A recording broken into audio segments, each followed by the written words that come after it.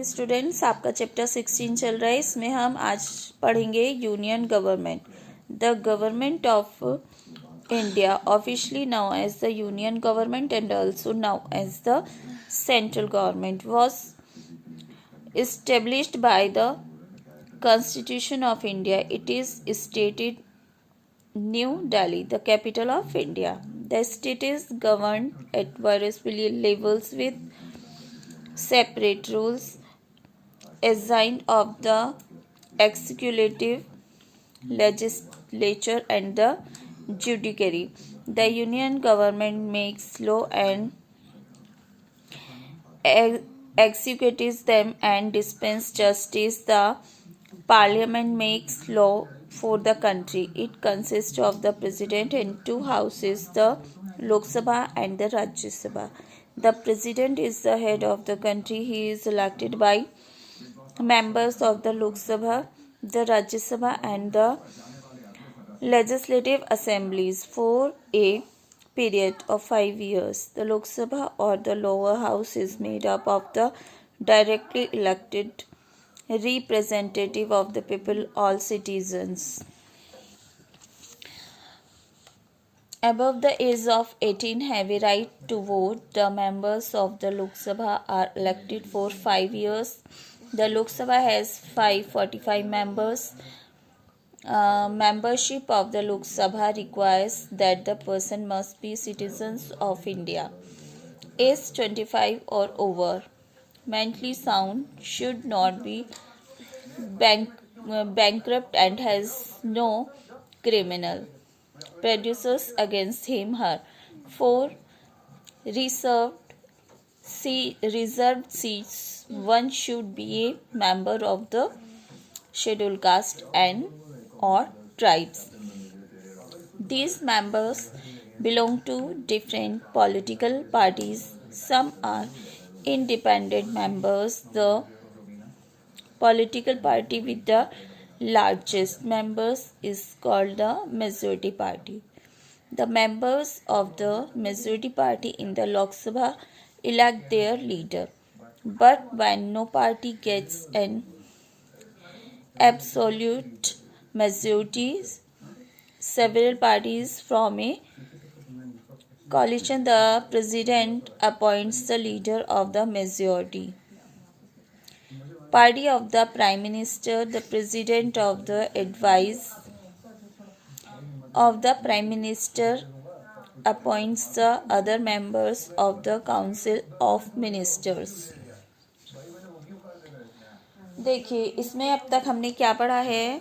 Union government. India की government को union government और सेंट्रल गवर्नमेंट कहते हैं, जो हमारे कॉन्स्टिट्यूशन ने बनाया है। यह न्यू दिल्ली में है, जो इंडिया की कैपिटल है। क्या है न्यू दिल्ली? इंडिया की कैपिटल। हमारी जो स्टेट है वो अलग अलग तरीके से चलाई जाती है, जैसे कार्यपालिका, विधानसभा और न्यायतंत्र। यूनियन गवर्नमेंट हमारा कानून बनाती है। पार्लियामेंट में प्रेसिडेंट और 2 हाउस होते हैं, जैसे राज्यसभा और लोकसभा। प्रेसिडेंट हमारी कंट्री का हेड होता है, उसे लोकसभा इलेक्ट करती है। राज्यसभा 5 साल तक रहती है। लोकसभा को लोग इलेक्ट करते हैं। जो सिटीजन्स 18 या उससे बड़े होते हैं वो वोट देते हैं। जो लोकसभा है 5 साल तक रहती है और उसमें 545 मेंबर होते हैं।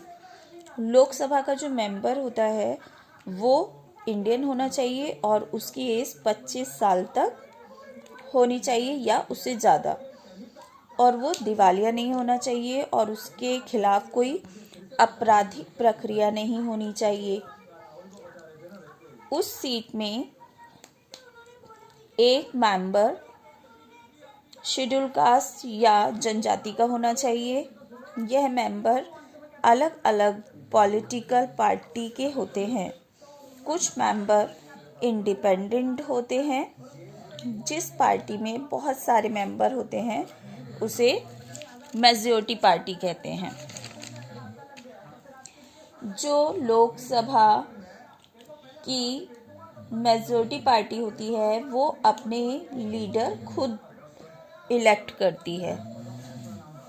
जब पार्टी को मेजॉरिटी नहीं मिलती तब दूसरी पार्टी गठबंधन बनाती है, दूसरी पार्टी के साथ गठबंधन बनाते हैं।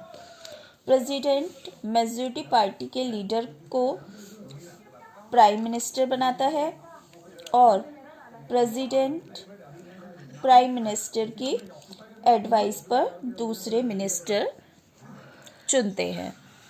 ठीक है, इसके बाद आता है हमारा Rajya Sabha. Rajya Sabha is the upper house of the Indian parliament. Membership is limited to 250 members. 12 of whom are chosen by the President of India for the expertise in specific fields of art, lecturer, science and social service. These members are now as nominated members. The other members are indirectly elected by the members of the state legislative assembly.